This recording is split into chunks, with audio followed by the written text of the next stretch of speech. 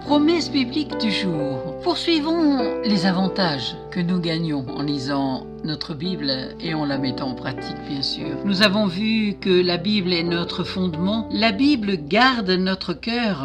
La Bible produit en nous des résultats divins, le surnaturel de Dieu. La Bible nous place sur le bon chemin. Parfois, nous pensons vivre une vie juste. Mais la seule façon de savoir où notre vie nous mène, c'est de connaître la parole de Dieu. C'est elle qui nous guidera dans la bonne direction. Lisons le psaume 119, verset 105. « Ta parole est une lampe à mes pieds et une lumière sur mon sentier. » La Bible renouvelle notre espoir. Dans les périodes de détresse, la lecture de la parole procure un précieux soulagement et renouvelle nos forces pendant le combat. Lisons dans Romains chapitre 15, verset 4, où il est écrit « Or, tout ce qui a été écrit d'avance l'a été pour notre instruction, afin que par la patience et par la consolation que donnent les Écritures, nous possédions l'espérance. » La Bible nourrit notre âme. S'il est important de manger sainement, nous ne devons pas négliger de nourrir notre âme. Dans Matthieu chapitre 4, verset 4, il est écrit « L'homme ne vivra pas de pain seulement, mais de toute parole qui sort de la bouche de Dieu. » La Bible nous révèle des mystères. La Bible fait mention de mystères et de choses cachées depuis des générations et nous assure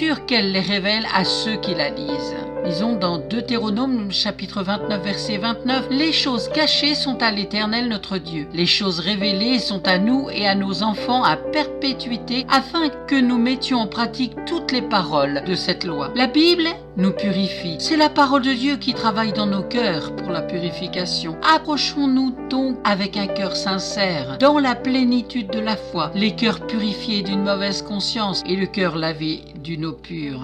Et c'est écrit dans Hébreux chapitre 10 verset 22. La Bible nous libère. C'est la parole de Dieu qui nous libère. Une fois libérés, nous pouvons nous soumettre à Dieu. Dans Jean chapitre 8 verset 31-32, il est écrit « Si vous demeurez dans ma parole, vous êtes vraiment mes disciples. Vous connaîtrez la vérité et la vérité vous affranchira. » La Bible reste vraie. La culture évolue. Ce qui était vrai hier ne l'est plus forcément aujourd'hui. Ce qui est vrai ici ne l'est pas forcément ailleurs. Mais la parole de Dieu est immuable et véritable pour chaque personne sur terre. Vérifiez cela dans 1 Pierre chapitre 1 verset 23. Il est écrit « Puisque vous avez été régénérés, non par une semence corruptible, mais par une semence incorruptible, par la parole vivante et permanente de Dieu. » Et pour terminer, partageons ensemble ce que Henri Dunant, fondateur de la Croix-Rouge, a écrit. « Nous voulons avec le secours de Dieu proclamer toujours plus haut et plus ferme les grandes vérités évangéliques, à savoir la divine autorité de toute la parole de Dieu. » Amen. Si vous n'en possédez pas, contactez-moi, je vous en offrirai une Bible. Je vous souhaite bon courage pour la méditation de la parole de Dieu. Soyez bénis, fortifiés, encouragés. Je vous dis à très bientôt.